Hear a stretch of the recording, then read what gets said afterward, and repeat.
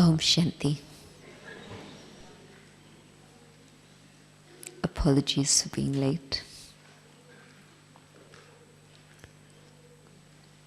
This subject, mercy for the self, actually came about as a request from somebody. They wanted to know more about it. And I thought it was a very beautiful subject to take up for everyone. And Baba spoke the other day about charity begins at home. And so that means starting with myself, and whatever it is that happens inside myself, then that's what I'm going to be able to do for others and work with them on the basis of that. And so if I lack mercy for myself, I'm not going to know what it is to have mercy for anyone else. And having mercy for the self isn't self-pity. Self-pity is destructive. Mercy isn't. It's just like sometimes when you think about compassion or mercy for others, it doesn't mean just being mushy and letting them have their own way.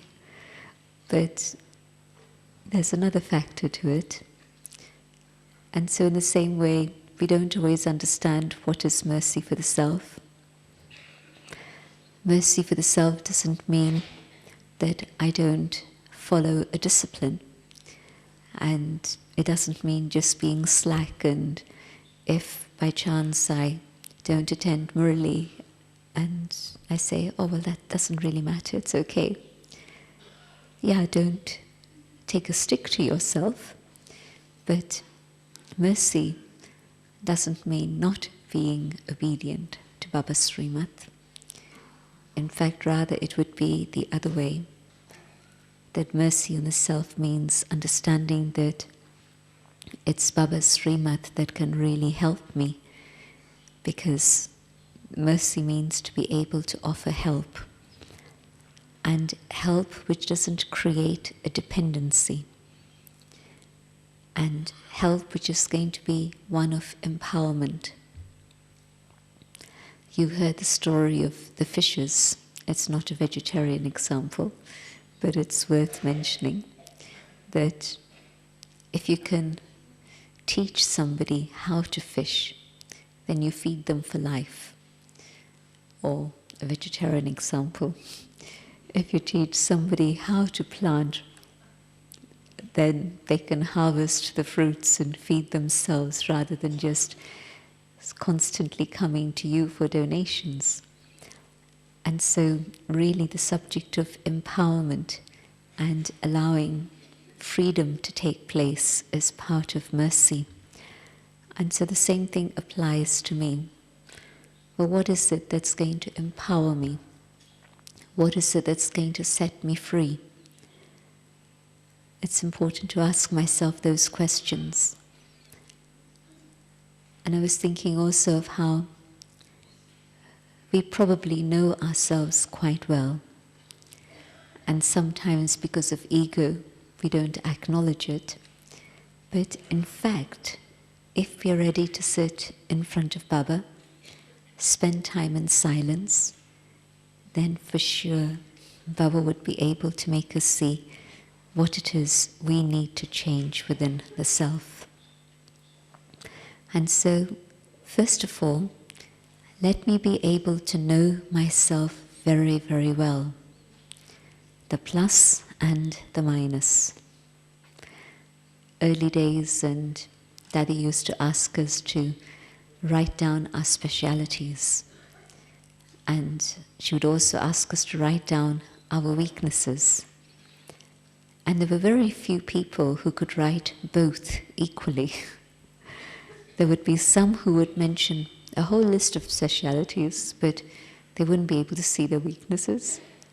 And some people were just writing a list of their weaknesses and not writing their strengths. But in fact, if I remember that I have both, then let me be able to see both very, very clearly. And so first step, let me see myself and be able to see what's going on, the plus and the minus. But then secondly, let me take time to reflect and look at situations in which I've felt empowered, I've felt uplifted, I've felt benefit, I've felt strong and healthy inside. Let me identify these for myself, and you'll be able to make that list for yourself. And again, it'll be a list you can make better than anyone else can make for you. Because you know what your feelings are. Others will guess what your feelings are. And sometimes people don't make a very good guess. But look at yourself and see what are those situations in which you have felt benefit. And then look at the other side. And look at the situations where you have disempowered yourself. You have not taken advantage of opportunity. You have let others push you down instead of having your own dignity and self-value. And so, again, identify all those things and situations. And then mercy on the self means, with the first list, using my strengths in some way or another. Everything has a purpose, and every quality that I have, every skill that I've acquired in my Lokik life, every talent that I have from Lokik days, all of these things can be used to good effect for Baba. So let me look at that and see how I can use my strengths, all the plus points. And if you're just aware of that, then it's not a question of waiting for somebody to give you a platform, but you start talking to the person you're with. You start connecting with people around you and start using the gifts that you have. And you'll find that in little ways you begin, and it grows and it becomes big ways. But you start. Don't wait for somebody else to tell you, do this or do that. But you begin. And then in terms of your weaknesses, there were very good questions asked by the European group earlier this morning. And one of them was, Baba had said, turn your weaknesses into strengths, and how do you do this? And what you do is fill them with God's love. What you do is clean them. So, for example, stubbornness can be transformed into determination. Impure love can be transformed into very, very pure, elevated, noble love. Anger can be transformed into passion and strength for some transformation, for good things to happen. Baba spoke about greed the other day, and so don't have greed for food and drink and acquisitions and possessions. But yes, Baba says, have greed for the jewels that Baba's giving you. Collect more and more and more and more. Donate them, multiply them, continue to use them. So with a list of strengths and weaknesses, just see how you can start using the strengths and multiply them. And then with the weaknesses, see how you can transform them with God's love and with understanding. And so these two qualities are going to help you purify the weaknesses, and you start moving ahead, using those things, but having taken it through a process of cleansing. The other list, the list of the things that you know empower you, and the ones that you've been able to see that have been of benefit for you. but it makes sense that I should have mercy on myself and avail myself of all the things that I know bring me help. Amrit Vela. You've had experiences when you know that it's really been uplifting and empowering. And if you haven't, that's okay. Mercy on the self also means obedience to Baba, because that's going to bring you help. That's definitely a way to have help for the self.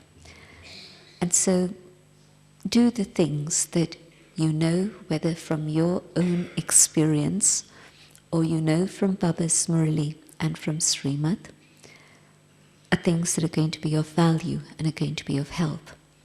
And don't let anything make you cancel those out in your life. Madhuban. Many times people say to Dadi, but there's service to be done, or I don't have enough money, or this thing, that thing, and the other thing. And then he'll say, but have you not experienced it? Madhuban helps you. So if you've had that experience, then make sure that you continue with that experience, and Madhuban will continue to help you. So just make sure that you keep yourself constantly using the things that are helping you. That's mercy for the self. Don't let anyone change your mind about it. Don't let anyone interfere with those things. Just keep going with all those things. And then you've also seen the things that cause hindrance, the things that interfere. You know, maybe it's people talking about you. And every time you've heard somebody talk about you, then it's made you really feel bad. Well, instead of listening to human beings talk about you, listen to what God has to say about you. Listen to what Baba is saying. And remember what it is God says rather than what human beings say. You know, today it was interesting because Baba was talking about how it's easy to see things with these two eyes, but it's not so easy to keep this eye open and to keep seeing things from there. In the same way, it's easy to hear things through these ears, but to hear what God is saying to me, that's not so easy, and I forget it. But if it's my experience that human voices create a disturbance, well, let me have mercy on myself and not allow myself to be in that position. And so just look at your own situation and just see everything that's helpful and everything that's not helpful for you. And so, very simple, basic lesson, mercy on the self. Let me cut away and remove the things that are not helpful, and let me focus on the things that are very helpful. And sometimes just going through this exercise of what's useful and what's not useful, just look at a day's timetable, the general pattern that you have in terms of your schedule over a week or a month, and you'll be able to identify these things. And it'll just make you realize of the value of whatever it is you're engaged in. Sometimes we just go on a treadmill, and because it's been part of my life for 8 months, 8 years, however long, it carries on. A pattern has begun, and it just continues without stopping to think about its usefulness or its value. And so stop, just check and see. And having seen what is not of value, then sometimes it's not so easy to say, I'm going to cut, I'm going to break it, because it might hurt others and it'll cause bad feelings to flow, blood to flow, and then it's going to create more karmic repercussions. Yes, if it's something just me and nobody else that's involved and I can do it, let me do it instantly. And where it involves others, then at that moment, let me take Baba's help.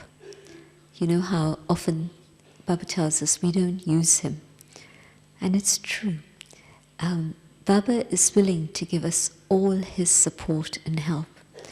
And how that works is, if I've identified something that I need to happen, something that I need to change, and I've also acknowledged that I can't do it on my own, that means I either just live with it and carry on with it, or I learn to surrender it to God.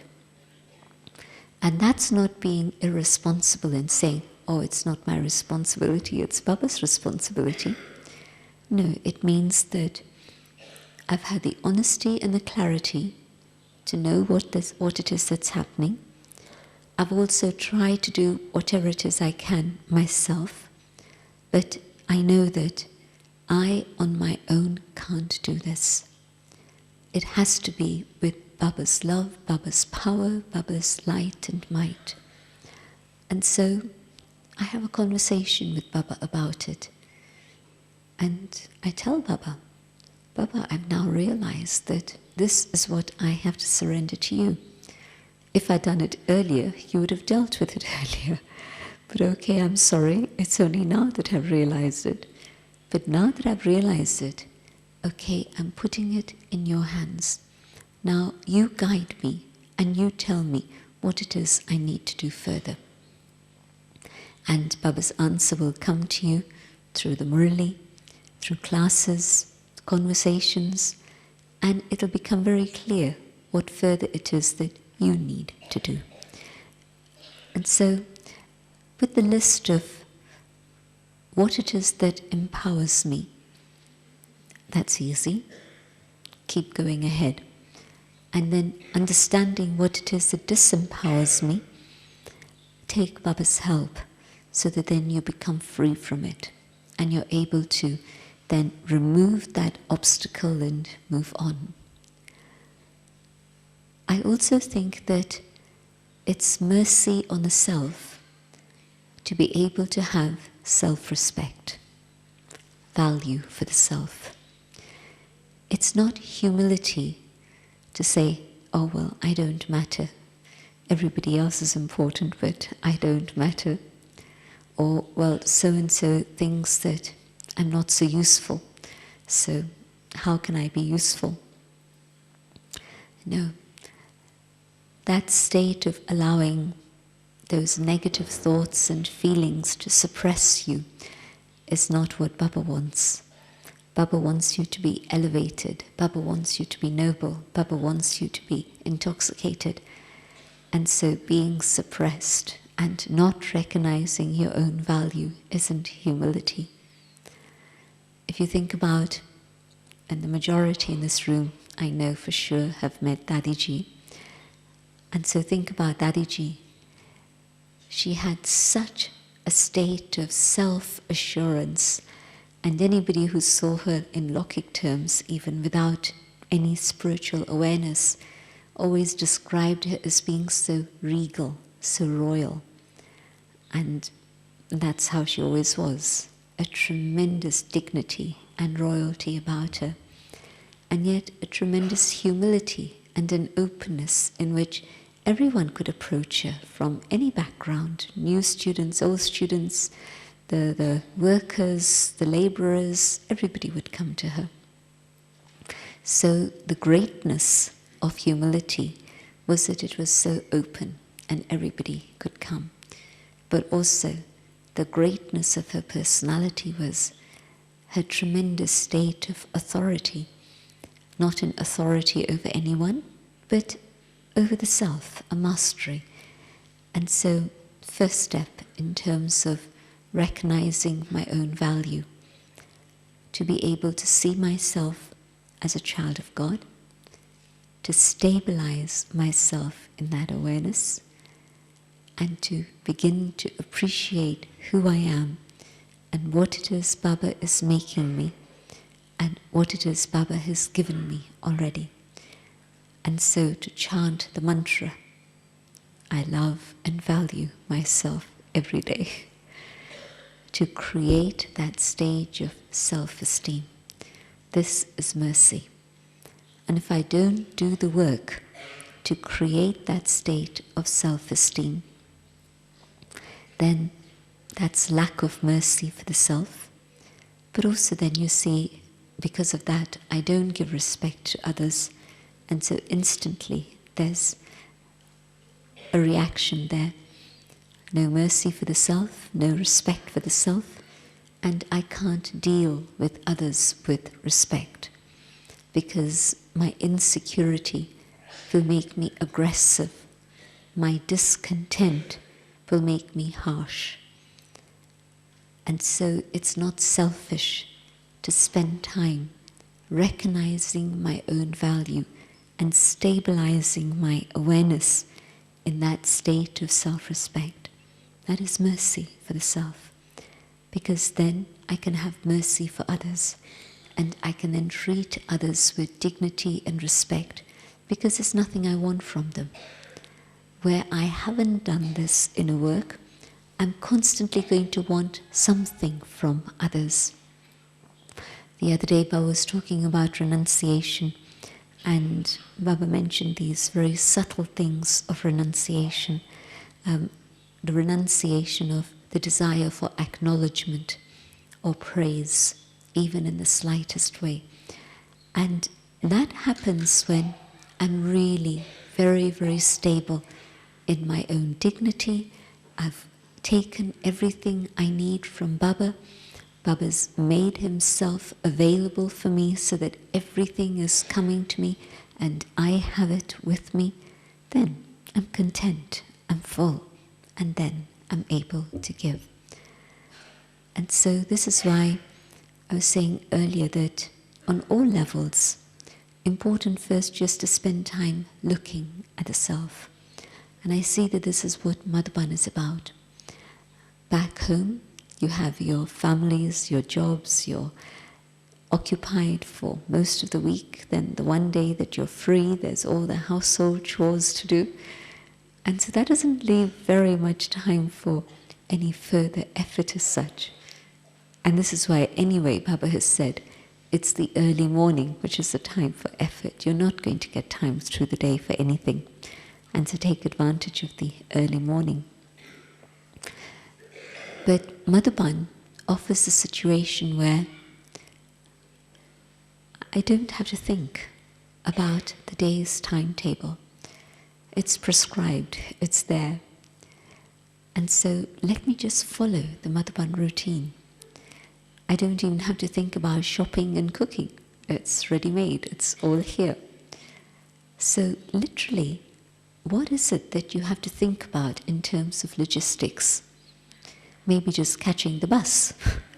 That's it. I just have to make sure that I'm there catching the bus to go to the destination that I need to. You don't even have to think about, am I carrying enough money to pay the bus? I'm just thinking of the perfect situation that Baba has created for all of us to be able to take benefit from. We are on the human plane, and yet where else would you find a place where you don't have to think about cooking, shopping, cleaning, money, anything. And so, Madhuban, a wonderful, wonderful place where we've been given this as a gift. So let me have mercy on myself and take full advantage of this. It means I can keep my mind very free, very clear. I don't have to think too much about all the mundane things. I can do the things that Baba's asking me to do and think about those. And so certainly, especially here, take the opportunity to get to know yourself very, very deeply, and in particular, also to spend time in really creating that state of value for the self and esteem for the self. Because I find that in terms of our spiritual journey, it's one of these two things that trip us up all the time, and they're the opposites of the same coin. One moment, the insecurity of not having assurance of the self, and then on the other side, the ego, that I am this. And so sometimes the ego jumps out, sometimes it's the insecurity that comes out. And to deal with both by knowing myself very deeply and my strengths and weaknesses, not just that I'm a child of God, but a child of God in Sangam Yuga, and how far have I come on my path, and how much further do I need to travel to be able to see that with the third eye. And so mercy on the self means really having a lot of self-respect and creating the conditions in which I can build that state of self-respect so that I have time to talk to myself. I have time in which to acknowledge the fortune that God has given me already. And yes, as I share that fortune, mine will multiply, but just immediately. Well, thank you. And so how lucky am I, how fortunate I am that God has already given me so much. And so that appreciation is going to make me feel very content inside. Gratitude is a very important quality. And so it opens the heart and I say, yes, this is what it is. Baba has given me everything. Don't need to think about anything that anybody else has. So compassion and mercy for the self means creating the stage that Baba has described that I also would like to have. And sometimes we've had that experience. Maybe it's been for a few moments. Maybe it's been for a few days. And then things have changed and again, back. But you've had a taste of what it is like to have that state of dignity, of self-esteem, of joy. And this is why you're willing to make effort today.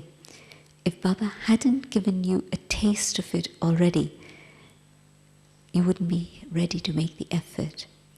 If somebody hasn't tasted the sweetness of something, they'll say, why should I bother? But we've had the taste of what it's like to be in God's eyes, to be on God's heart throne, to be surrounded by God's love, to be in that elevated, pure, divine state in which truly I'm at one with my family. We've had a glimpse of this from time to time. And so what I need to do is to strengthen it and reinforce it. And mercy means doing just that. If I've had a taste of something, then how come I'm not able to keep it with me and maintain it all the time? Look at the factors and eliminate them. You don't need to live like this. One of the things is that when we don't make time for ourselves and we just get caught up in all the externals of Brahman life. Okay, I'm rushing to Murali class in the morning, I'm rushing to work, I've made my sandwiches, I've made my lunch, so I don't have any impure food from outside. I'm doing all of those things on that external level. But I'm not appreciating what my life is all about on the inner level. And so mercy for myself means appreciating who I am and what it is that God has given me in this very beautiful life of mine. And if I don't make time to appreciate that, then I won't be valuing it. And then there'll be problems that arise because I'm discontent. There isn't that sense of well-being. And so for my own health and safety, I need to take care of myself. Then I'll be able to be of value and help others in service. And it's a very basic and simple lesson, but it's something that Baba has to keep reminding us of in practically every single one of the Avyakt Muralis. Just look at it and Baba comes back again and again and again. Well, where's your stage? How come you're not looking after you? Because everybody else I can't be responsible for. No matter how much I love you, no matter how close I am to you, no matter how many good wishes and pure desires I may have for you, I can't control your thinking, your feeling, or your behaving and doing. That's your choice, your responsibility. And whatever is the karma there, it's yours, the fortune or the lack of fortune. But I'm responsible for me. And my first responsibility is to create the stage that Baba really wants me to create. Okay, I want to go now to the subject of compassion or mercy for others. There's a human sanskar that we have which wants us to be needed by others. And what's been recognized in the last few decades is that that's absolutely a state of dependency. And they use the term codependency.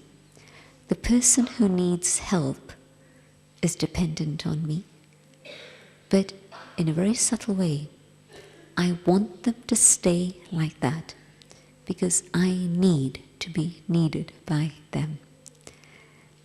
And it might be a very external situation of physical need, or it might be much, much more subtle, and I'm making another person dependent on my advice, my counseling, my time, my personal attention, all of these things. And so what I'm doing is actually feeding my own ego through this.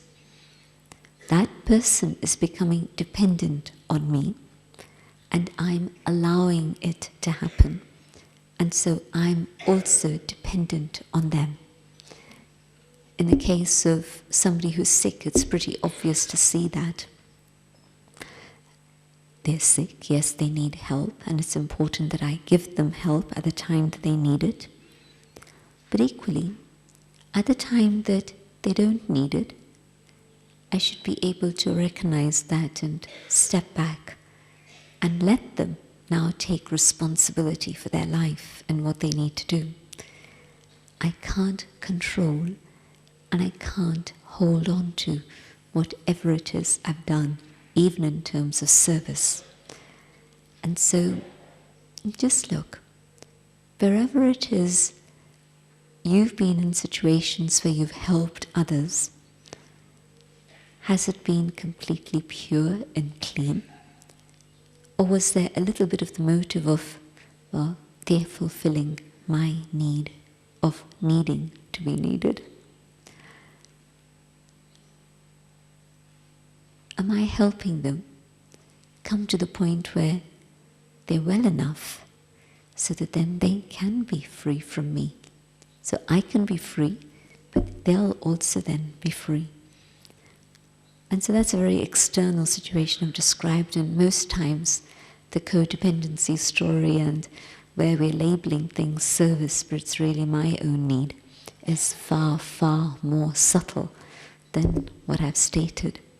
But I think from just getting that pointer, that that's a situation in which it isn't mercy to be caring for others, because the motive is me and what I need, not what it is I can give. Mercy is truly that state in which I'm able to fulfill whatever is the need. And when I think about the definition of mercy in this way, it works. It applies to me. Mercy on myself. Well, am I giving myself what it is I truly need? Not what I want, but what I need. I find that there was a period when parents used to be quite strict and children were not meant to be heard. You could see them, but you couldn't hear them. And that's quite old-fashioned. But within modern times, that shifted completely. And it's now got to the point where parents really don't have a voice. It's the children who speak and the parents who have to listen. So it's really turned around completely now. But still, I find that there are some very enlightened parents, and I'll give you an example, and they'll say that they know that if they give their children sweets and chocolates, it's making them liked by the children. The children love these things, and so giving them these things is going to make the children very happy, and there'll be a very sweet relationship for the children. But some parents say that they've decided they don't want to give their children sweets and chocolates. It's become a big problem in the UK. Health and the things we eat and obesity and things like this. So now some enlightened parents will say, what is it that the child needs? Not what is it that the child wants. And so separating those two, you're not depriving the child of anything. You're giving the child whatever is the need, but not necessarily giving the child everything that it wants. It's a difference. Now apply that same principle to yourself.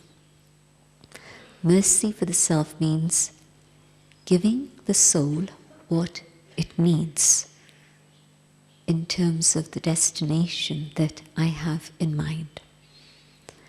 And so this is why it was interesting today, Baba talking about having a very clear vision of the future. If your third eye is open and you see the future, the kingdom, then you can decide, yes, this is where I want to go and that's where I'm going to reach. And so what is it that I need to get me there? Then I'll sort out what is it that I want, and is it just my wish, this, and this. But if there's a need, then Baba will give me the touching and there will be cooperation from all sides and it'll work. And I've seen it happen in little things and big things. In little things, for example, where Oxford, it's a very busy situation. It's just non-stop karma yoga and service from early morning through to late night. And yet, if somebody has a need for silence, then they'll be given that opportunity to have that time and space for silence for themselves. On one level you say, but there's so much work to be done, how can they? But no. If it's a pure need, people will cooperate and say, that's fine, you go ahead, we'll deal with things, you take the time.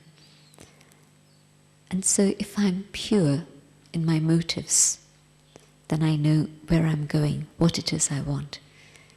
And if it's based on what Baba has told me, then destiny will make sure that I have all the cooperation and all the support that is necessary. If it's just simply my desire, my want, then people pick that up also. And people don't respond very well if I'm asking for their cooperation in something which is just my desire. And then of course I'll react and say, nobody's cooperating, nobody's helping. But no, first let me see. Is it within the line of Baba's parameters? And if it is, this is what I need, it'll happen. It's definitely going to happen. And if it's not, then it's okay. There'll be another opportunity. And so self-esteem means creating the stage that Baba would like me to have, and through that being able to have my own dignity. So mercy for myself means to free myself from dependencies, even the dependency for service. Any number of people keep telling me, but if I don't do service, I'm not going to survive. And service is amazing. it's very powerful and very valuable. No question about that. I know from experience. But if my life is based on service, it's dangerous. Because then I'm going to be trying to grab. Then I'm going to become competitive with others. My motives are not right. And so the results won't be what I would like them to be. Clean out. And my stage depends on my understanding of God's knowledge and my relationship with God. It doesn't depend on service. And so mercy on myself also means just being able to see that and freeing myself from that big, big trap. When I was talking about the list of what are the things that can help you, yesterday I was asked a very specific question in the mothers group, and that is, but what benefit is there of being close to seniors? And I know that for myself, I'm alive, not only because of God and my love for God, but also because of the help that I've had from seniors. Sometimes people are scared to have contact with seniors. They think that their life is going to become restricted. Their life is going to come into a state of bondage. Not true. Coming close to seniors means I have to learn to adapt and be flexible and light and easy, because there's going to be lots of situations that come up that I'll question otherwise. But coming close to seniors means, yes, I've made sure that I'm light, I'm easy, I'm flexible, I'm adjustable, I'm accurate. Then I can be of some use, but also then I'll be comfortable in that closeness. It means two very powerful things. Seniors are able to see things that you have not identified for yourself. And so they're able to give you a powerful signal. And secondly, the door of opportunity just keeps opening. Opportunity both in terms of learning, because just in their company you learn from them, but also the opportunity to serve in an unlimited way. And so that opportunity also comes up. So the price that I pay to come close to a senior is I have to let go of my ego and just accept. And the reward I get is huge, just huge, huge fortune, and even in a sense, survival. And yes, I understand that in my own life from 1969 through till 1971, I didn't have any senior, and I survived and I managed, and so I know that it's possible. But I know that it's much, much easier if there is a close connection. Or even the saving of time when it's a question of Brahman decisions. Consult a senior. In terms of Lokik life, sometimes you may want to, sometimes your family circumstances are such that you can't, for that's okay. But in particular, in terms of spiritual matters and spiritual progress, very, very important that I'm able to communicate and offer my thoughts and then take whatever are the suggestions that are given. So mercy means finding souls who are further ahead than you on the path. It doesn't mean only the dadis. It doesn't mean only the regional coordinators. It means my whole family, my whole circle of friends that Baba has given me.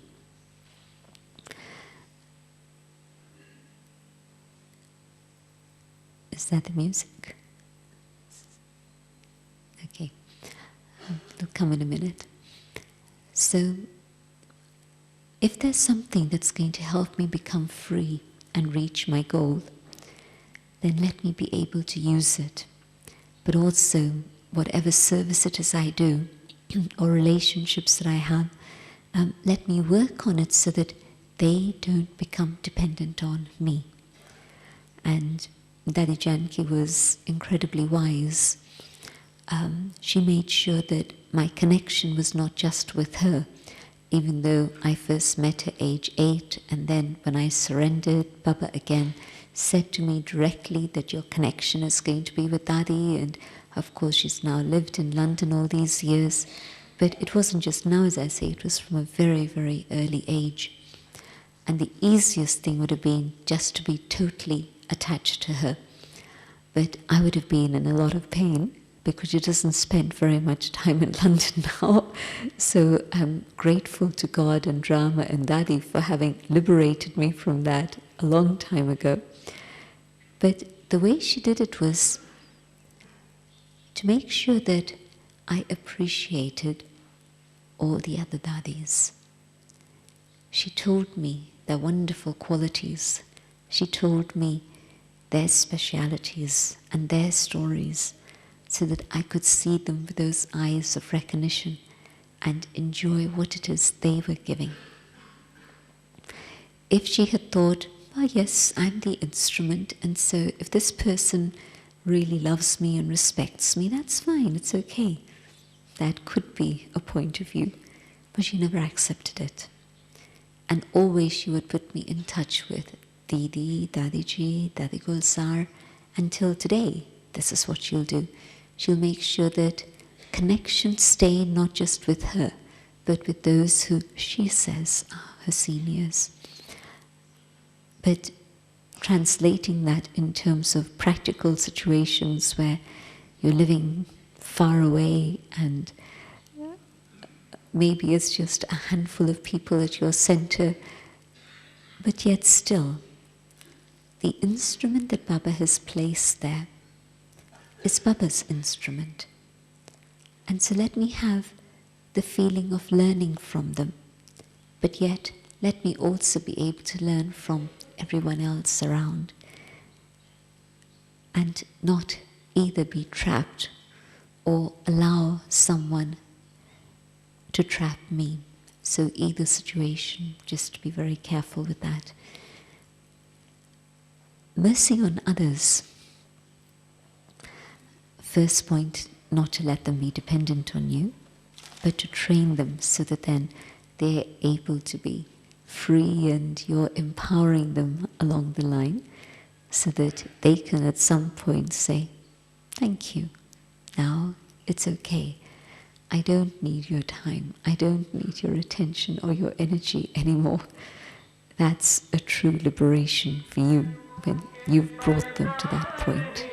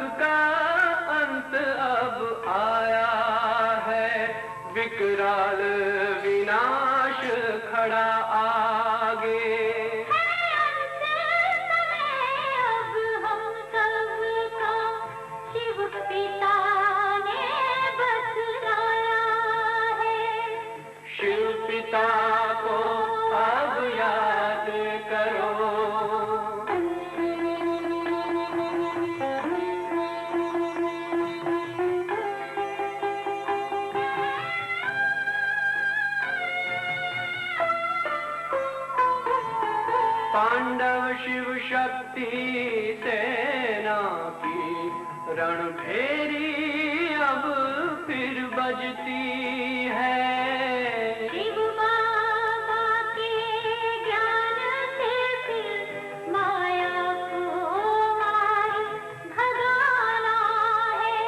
Shiv पिता को अब याद करो, सतयुग में तुमको आना है।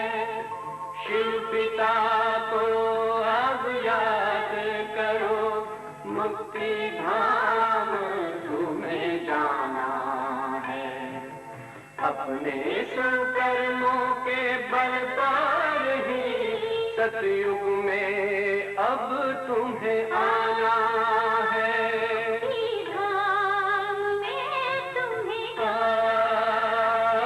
सतयुग में अब तुम्हें आना है। धाम में तुम्हें जाना है।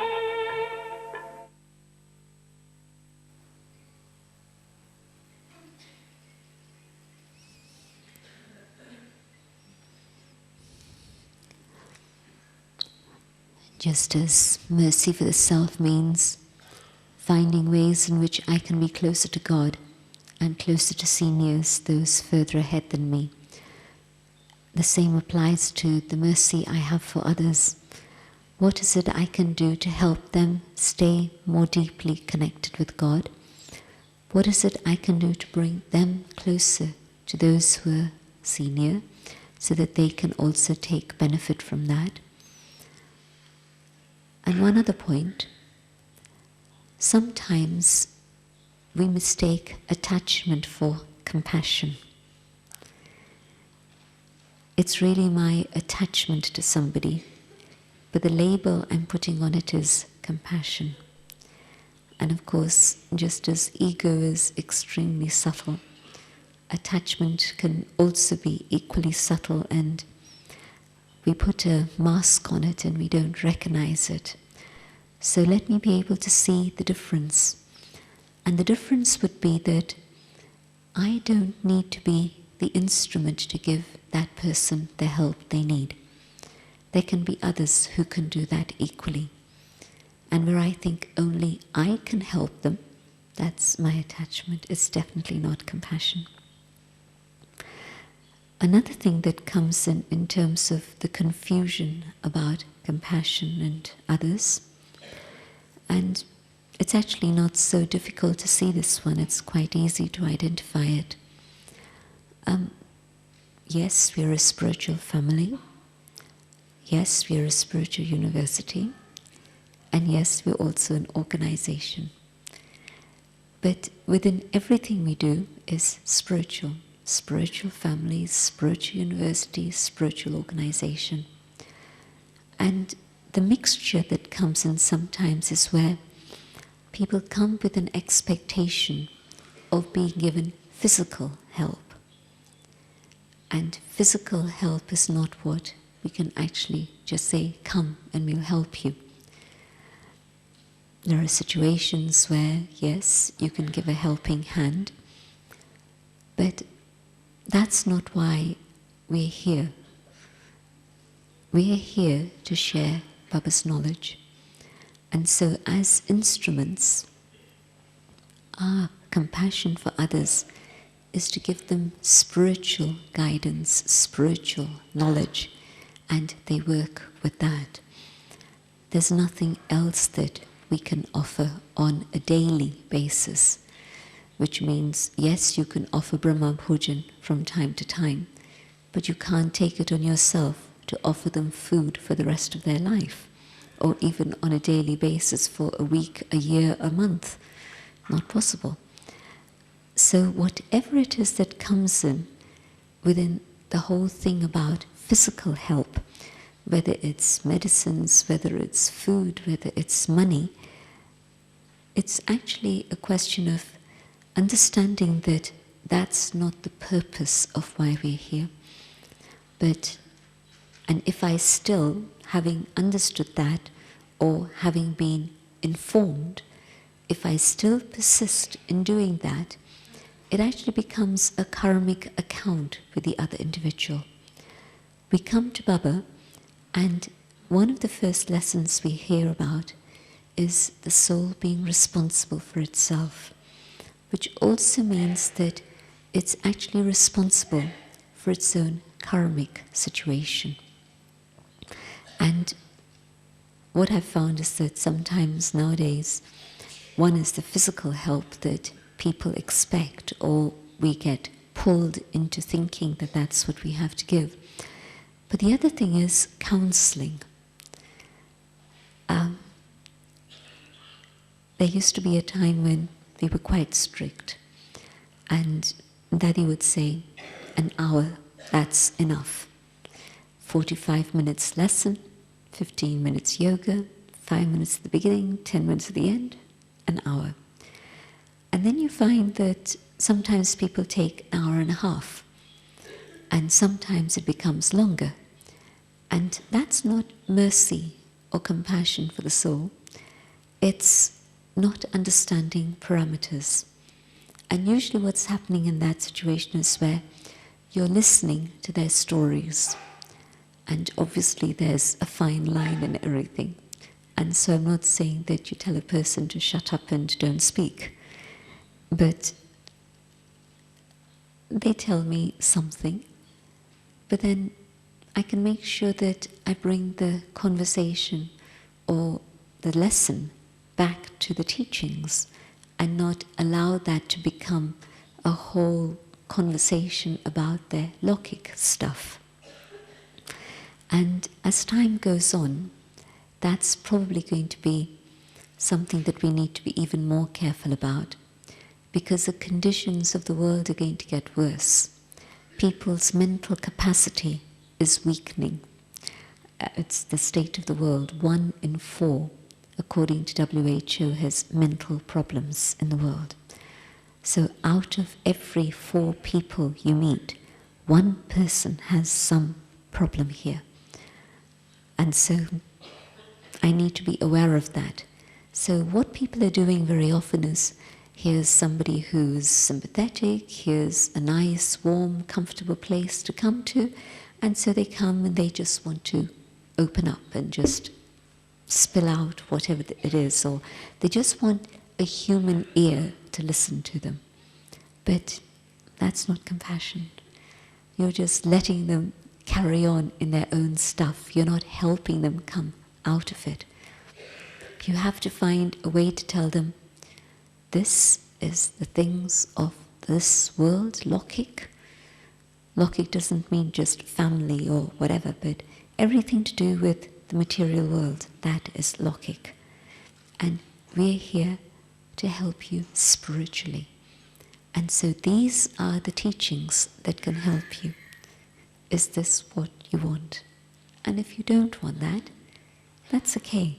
We will still respect you, and the door's open for whenever you're ready. But we are not here for anything else. So, just based on my own experience, I've shared some of the things that come up within this whole area of mercy. I'd like to open up for a few minutes of questions, and then to have a meditation in which there'll be a commentary on mercy for the self, because that's the foundation. If there are questions, then we'll get a microphone organized. If there aren't questions, that's also fine. Questions? Here's a microphone.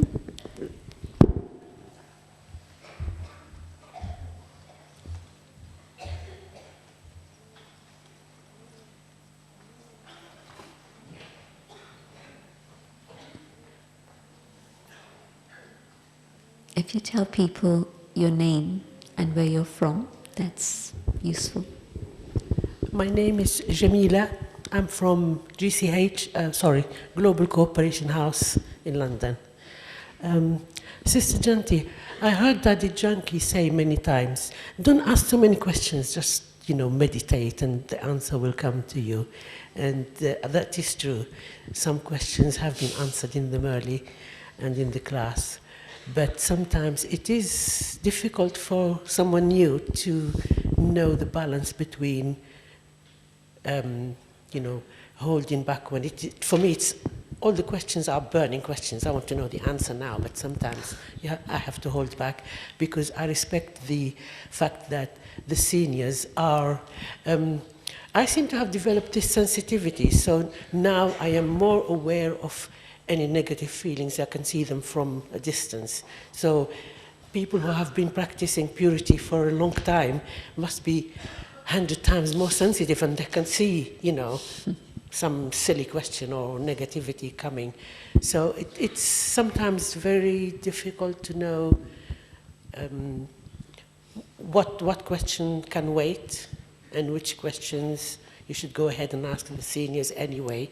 And if they say, well, wait and see, then that's fine. If it's a question to do with Baba's knowledge, then let me wait for a day or two and reflect on what I've heard, and then if it doesn't come up within the Murali or a conversation, then let me ask the question. And where it's a question related to practical life, then let me go back to the instrument who was my teacher and speak to them. Because, even something like karma philosophy, where Baba tells you very clearly, I'm just taking a case in point, Baba tells us very clearly about what it is to support Baba's work, what it means to give. I found that because people didn't understand that, sometimes it took them years to understand things like this. And yet, if they had just talked it through with an instrument, then it would have become very clear. So practical things, go back quickly to your instrument and just check it out with them. Yeah?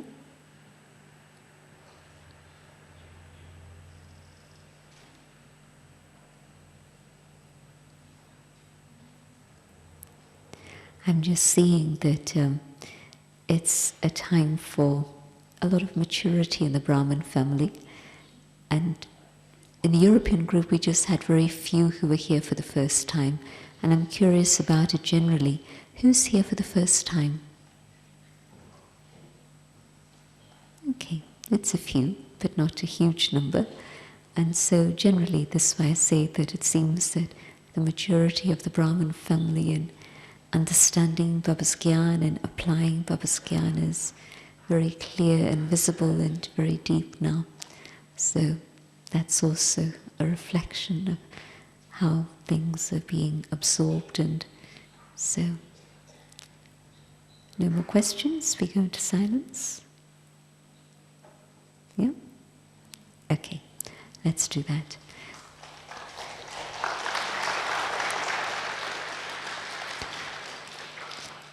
What I'm going to do is to just guide us into a meditation.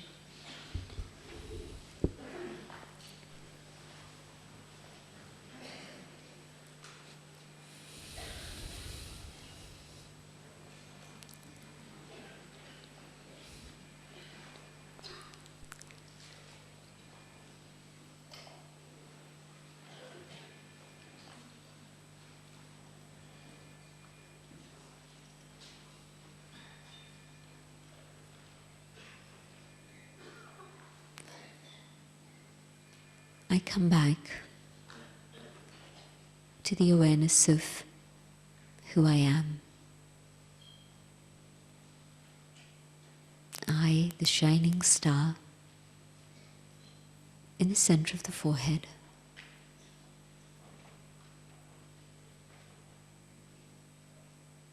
Baba has given me understanding of who I am.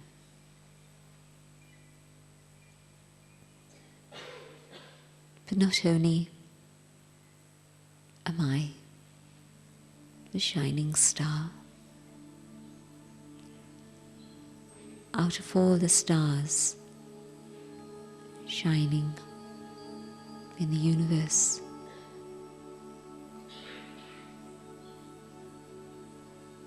I am a child of God. God loves me. God found me. God made me belong to Him.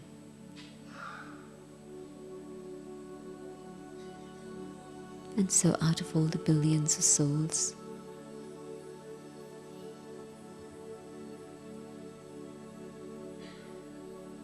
I am specially loved by God, and God holds me in His vision.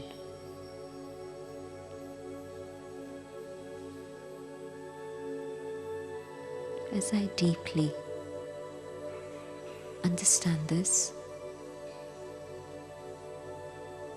and appreciate it,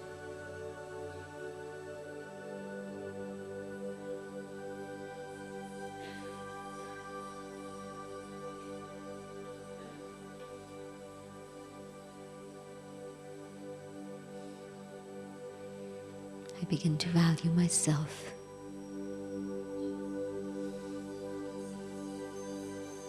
I am extraordinary, not just ordinary, but extra and special.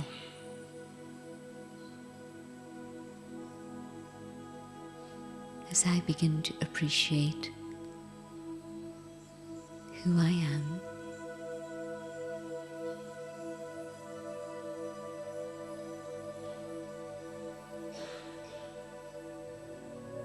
I begin to love myself.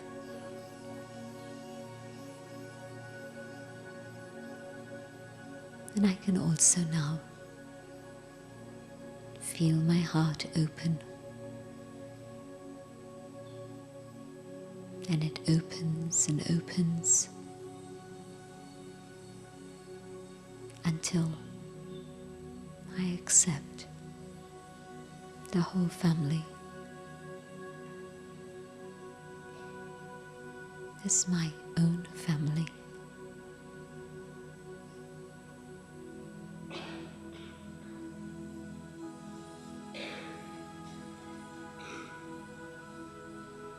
And I'm able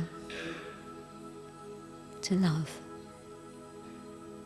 each and every member of my family.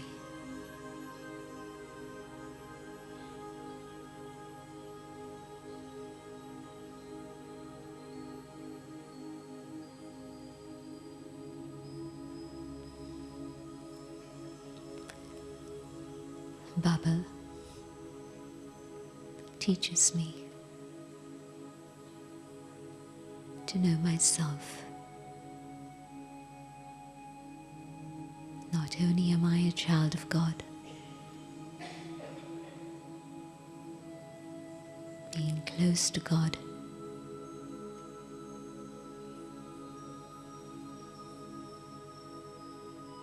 my great fortune is that I am a deity soul.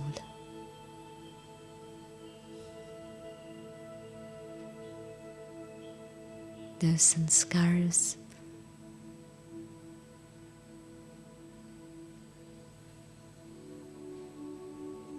of my deity role are very clear.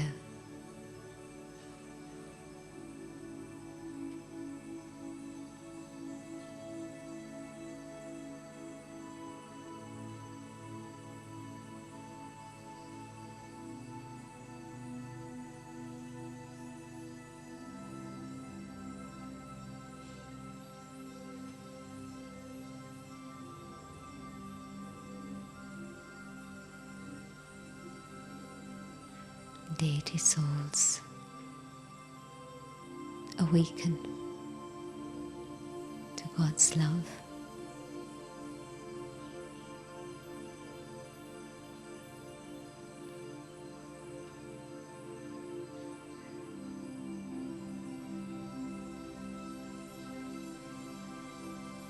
I, the soul,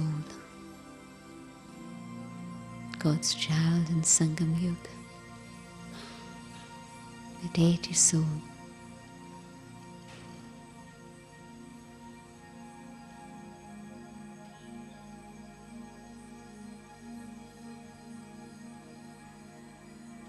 I see others with that vision.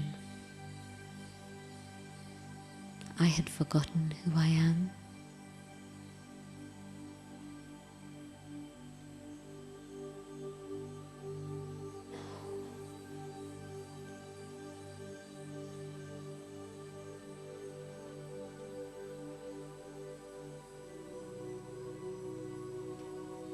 Seeing each one as God's child and as deity souls, I connect with them with respect, with love.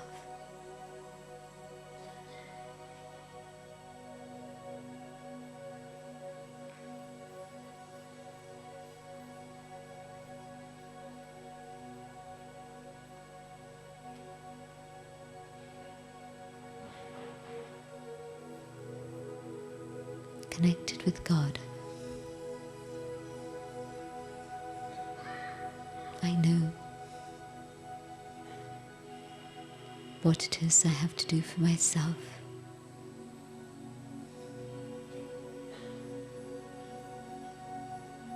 And I take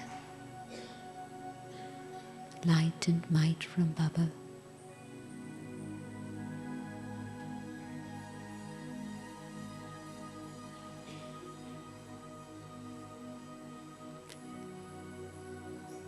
I also know how much the world needs light and might.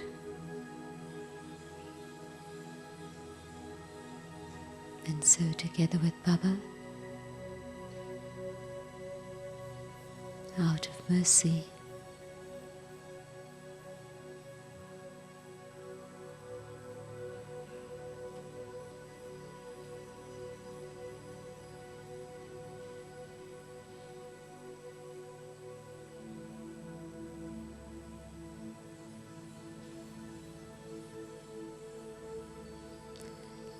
the world needs this light and might, God's light and love.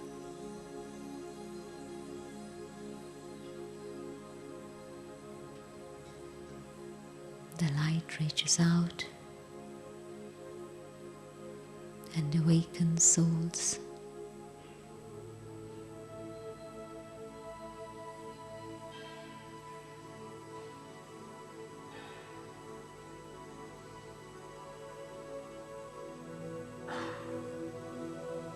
And the might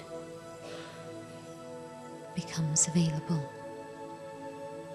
for each one to take.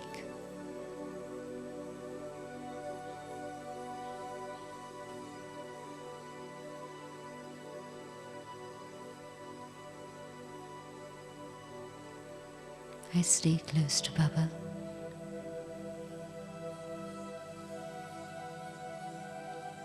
So that I can help.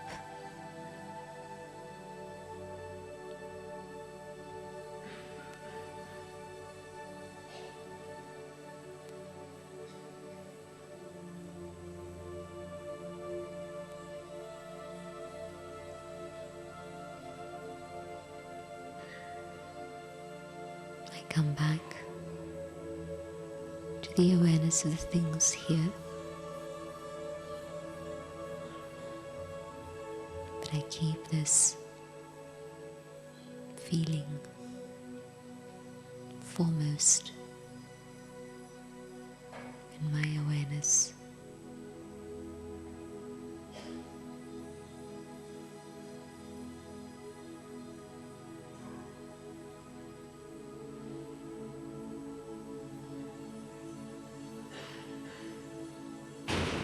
Om Shanti.